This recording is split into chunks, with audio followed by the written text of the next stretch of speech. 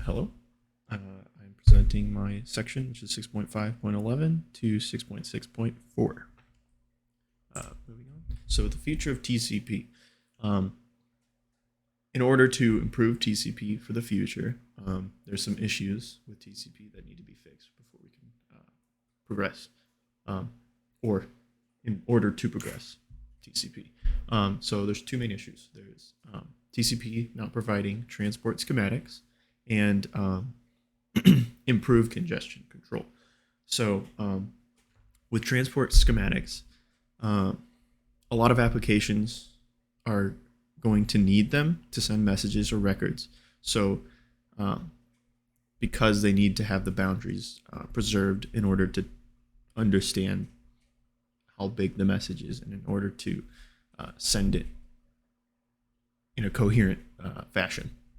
So currently, I'm just going to show two proposed examples. But so SCTP, which is Stream Control Transmission Protocol, and SST, which is Structured Stream Transport, which both of these are protocols made in order to help TCP send these transport schematics. Moving forward from that, so congestion control, while there is congestion control with TCP, it is based around lost packets, which as networks become faster and faster, it's going to end up being an obsolete way of tracking whether there's congestion.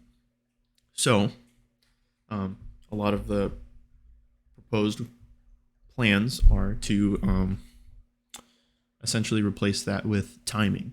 So if the pattern tends to change and there's a lot larger time and there's obviously a detected delay, that is when it'll be notified that there's congestion within TCP, and then from there a solution for that congestion can come. Performance issues. So this is the start of 6.6. So there are 6 aspects that are part of performance issues. So there's performance problems. There's measuring network performance, host design for fast networks, fast segment processing, header compression, protocols for long fat network, and protocols for long fat networks. I'll be only going over the first 3, as the other ones were outside of my section. So start with performance problems in computer networks. So there's a number of problems that can cause performance issues. These 3 in the top are the main ones that tend to come with if there's other aspects that are wrong with it. So first one is temporary resource overload. And essentially that's what we recognize as normal congestion, where essentially traffic suddenly arrives at a router and that more than the router can handle, which causes a buildup and causing performance to suffer. And then there's structural resource imbalance, where essentially you have if you have a lower end PC and it's trying to take in packets, but the packets are coming in too fast, which causes a lot of delay and can waste bandwidth and reduces performance for the system. So essentially a hardware problem where it's not built to sustain the faster network. And then there's synchronized overloads. So there's 2 main ones. There's broadcast storm, and then there's essentially electrical outage. So a broadcast storm is essentially when you have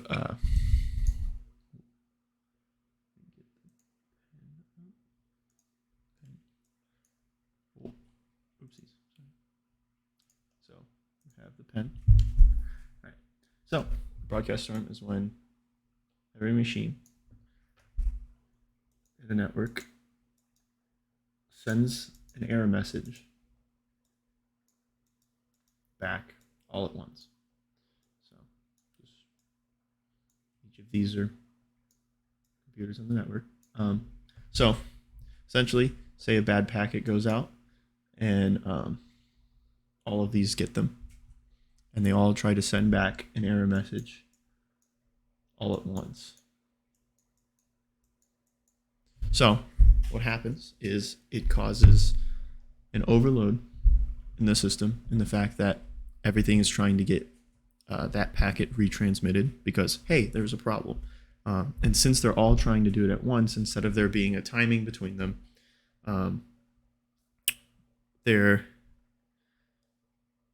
that causes a lot of delays and slows down the network.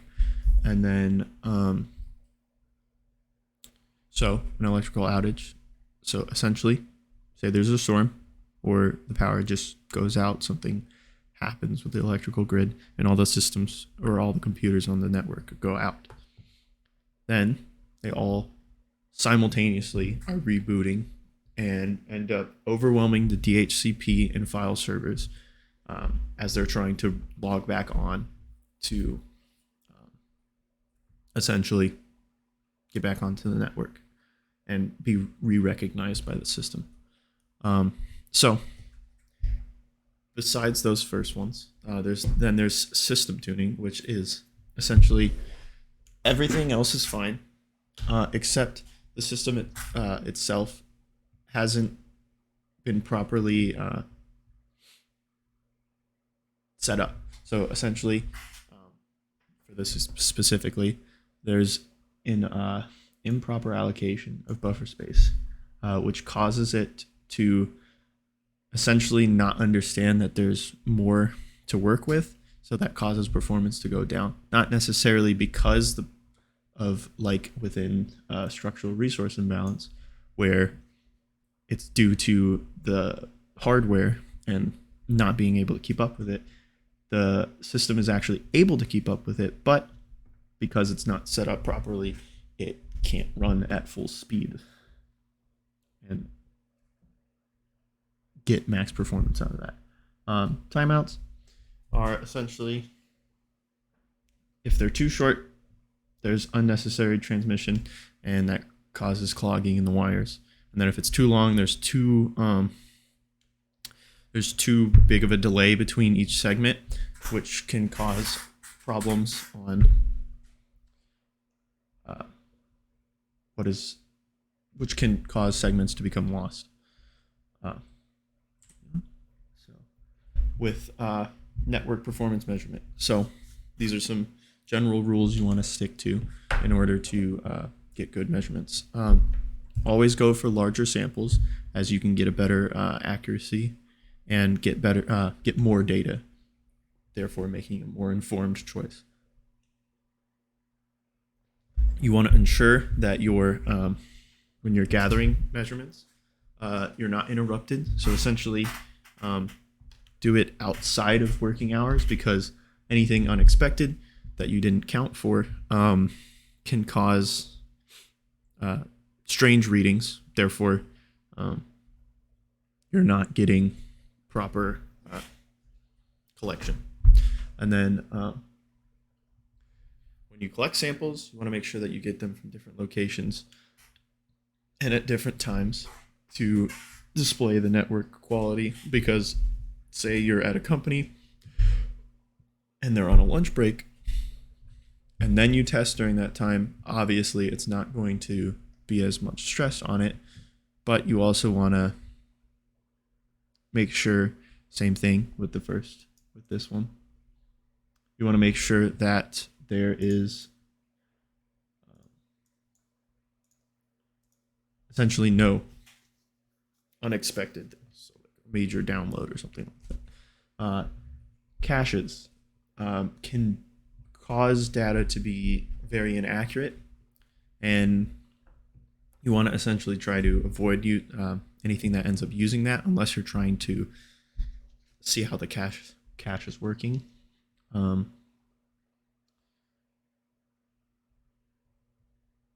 Because caches will save data and make it easier to load, but problem is you're trying to essentially see the load time, which the caches are causing a problem with. Whenever you're recording times, try to avoid using essentially your computer's clock, because a lot of times they're used with coarse grain clocks, which are measured in a different way compared to what normal clocks are. So you might, in order to get a proper reading, you can use them, but you have to adjust your measurements in order to compensate for the difference, essentially. And then when you're analyzing results, you have to remember to that it's not a linear system, so it's going to be different. You're not going to expect it to go in one certain way, as that's generally not how it works. And finally, on to host design for fast networks. So things to remember. So host speeds are more important than network speeds, because bottlenecking by hosts is generally where the problems come from and where performance is lowered. So essentially, bottlenecking, you're trying to put data into a smaller hole. Got all this, you're trying to fit it into this, essentially. So you want to reduce packet count, which can reduce the overhead. So from that, minimize data touching to reduce, do that by reducing copying and combining processes of multiple layers, or performing multiple operations within a single pass. So essentially, just to try and cut down time, you want to try to perform multiple things within one go. You want to minimize context switches, because they can have worse problems than helpfulness. So they can reduce procedures and